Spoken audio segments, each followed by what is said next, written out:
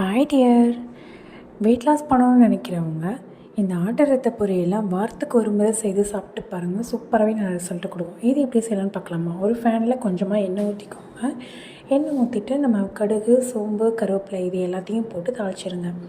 நல்லா தாளித்ததுக்கப்புறமா ஒரு 2 சைஸ் பல்லாரி வெங்காயத்தை நறுக்கி வச்சுருக்கேன். 2 பச்சை மிளகாயும் குட்டி குட்டியாக நறுக்கி வச்சுருக்கேன். இதே இதில் ஆட் பண்ணிட்டு நல்லா மிக்ஸ் பண்ணி கிளறி விட்டுக்கோங்க. நல்லா கிளறினதுக்கப்புறமா வெங்காயம் நல்லா பொன்னிறமாக வந்ததுக்கப்புறமா இஞ்சி பூண்டு பேஸ்ட்டையும் இதில் ஆட் பண்ணிக்கோங்க. நல்லா ஆட் பண்ணிட்டு நல்லா மிக்ஸ் பண்ணி கலந்து விட்டுக்கோங்க. நல்லா கலந்ததுக்கப்புறமா நம்ம அந்த ரத்தம் கரைச்சி வச்சுருக்கேன் அதையும் நான் இதில் ஊற்றிக்கிறேன். நல்லா ஊற்றிட்டு நல்லா கிளறி விட்டுட்டே இருங்க. அதோட நிறம் மாறணும். நிறம் மாறி அந்த தண்ணியெல்லாம் இஞ்சினா தான் ரத்த பொரியல் ரொம்பவே சூப்பராகவே வருங்க. என்னோடய சேனலை இப்போ தான் நீங்கள் ஃபஸ்ட் டைம் பார்க்குறீங்க அப்படின்னா ஒரு சப்ஸ்கிரைப் பண்ணுங்கள், லைக் பண்ணுங்கள், ஷேர் பண்ணுங்கள்.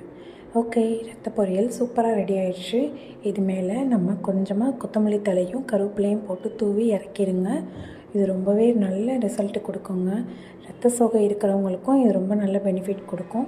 நீங்களும் ட்ரை பண்ணி பார்த்துட்டு எப்படி இருக்குன்னு கமெண்ட்டில் சொல்லுங்கள். ஓகே, பாய்.